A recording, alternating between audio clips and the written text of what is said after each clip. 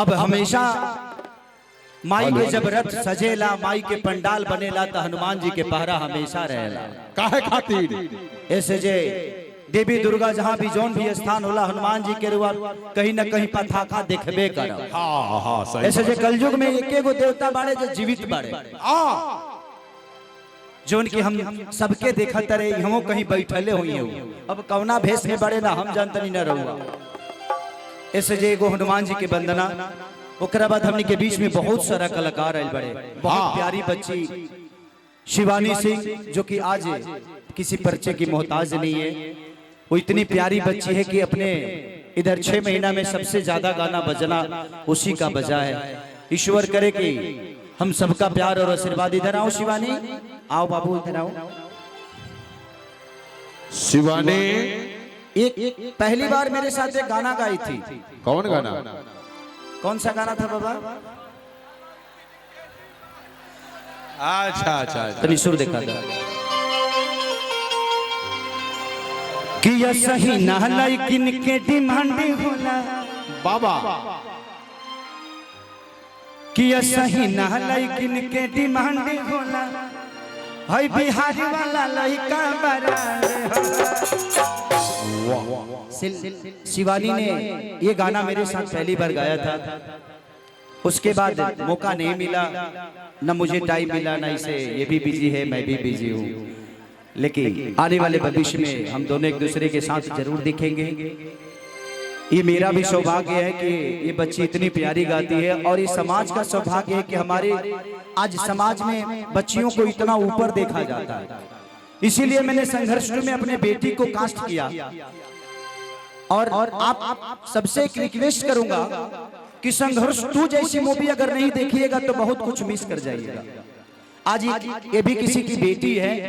इस बेटी ने अपने परिवार की पूरी जिम्मेदारियों के साथ दायित्व कर रही है, नेतृत्व कर रही है। ये बहुत बड़ी बात है। जे आज इसके पापा ने पैदा इसे जरूर किया, लेकिन आज इस बच्ची ने अपने परिवार को चला रही है। ये बहुत बड़ी बात है। इस बच्ची के लिए एक जोरदार ताली बजाइए आप सब, इसके हौसला के लिए बजाइए।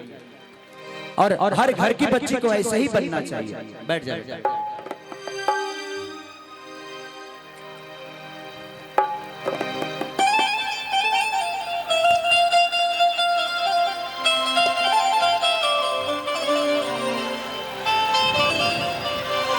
कि धोते हलू लब सा, अरे डब से नहाई के,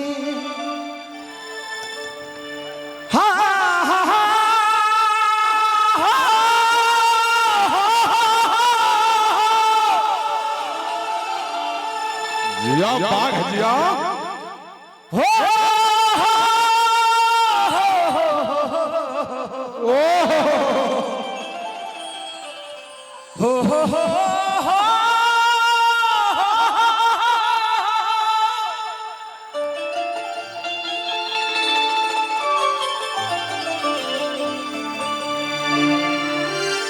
हर की पाता लगवला तू ता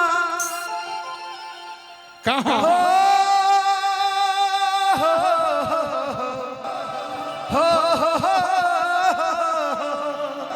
बाबा कि पाता लगवला तू ता, पाता लगवला तू ता, समुंदर के फान के खुश भइली जान की, पाके हनुमान के खुश भइल जान की, पाके हनुमान के खुश भइली जान की, पाके हनुमान के खुश भइल जान की, पाके हनुमान के पाता लगवला तू ता, पाता लगवला तू ता, समुंदर के फान के खुश भइली जान की, पाके हनुमान खुश भइल जान की, पाके हनुमान के खुश भइल जान की, पाके हनुमान के पाके हनुमान के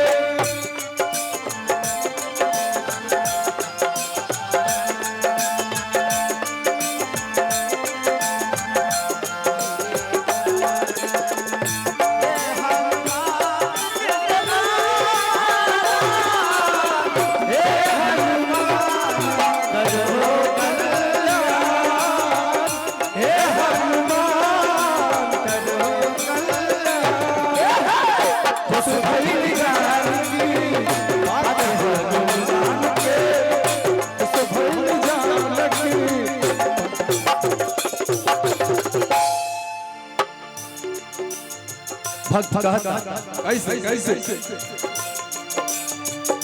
लंका में जिया जिया आगे बढ़ा लंका में चल जा लंका में जाके लंका जरवला लंका में जाके लंका जरावला सीता माता के पता